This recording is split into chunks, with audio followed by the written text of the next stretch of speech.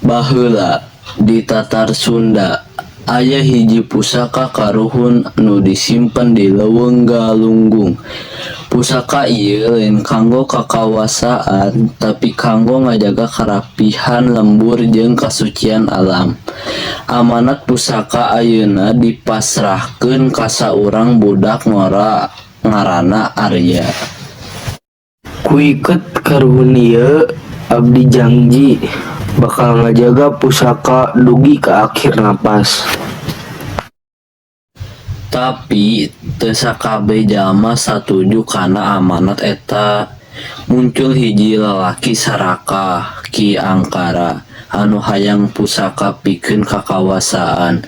Anjeunna datang ka leuweung bari mawa keris hideung. Pusaka ieu kudu jadi milik kuring. Ku ieu keris hideung kuring bakal ngadalikeun lembur sakabehna. Tong kitu Ki, ieu pusaka lain pikeun kepentingan pribadi. Ieu amanat ti karuhun. Etik wani ngalawan kuring.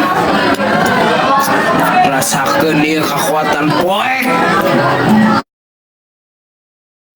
Tarung mimiti kajadian keris hideung ngalawan kujang pusaka.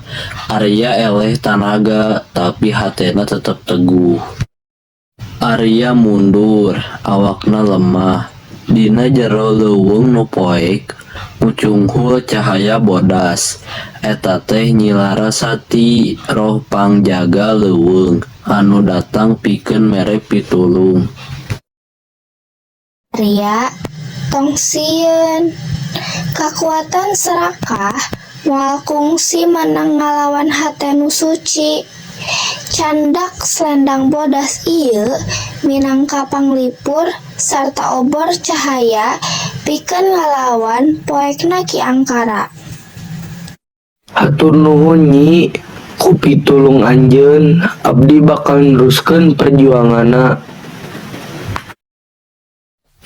Arya meunang tenaga anyar ku kujang pusaka anu kiwari caang katinggang cahaya obor.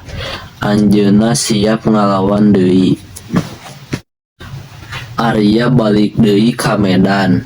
Ki Angkara geus nungguan bari ngahudangkeun kakuatan poek. Tarung pamungkas teu bisa dihindari. Sanajan anjeun menang pitulung kuring moal eleh. Kan anjeun asalna tina sarakah, sedengkeun abdi dibere amanat ti karuhun. Kujang pusaka nu caang ku cahaya ngalawan keris hideung nu diselimur ku poek. Gelut maranehna ngeusi leuweung ku sora bedegug. Tungtungna cahaya leuwih kuat. Keris hideung patah. Ki Angkara ambruk. Kaserep ku poek nu anjeunna hudangkeun sorangan. Ku kajujuran jeung kawani, pusaka karuhun bisa dijaga. Sarakah bakal ngelehkeun dirina sorangan. Sedengkeun hate nu suci bakal meunang panyalindungan. Abdi janji bakal terus ngajaga pusaka ieu pikeun karapihan lembur jeung rakyat.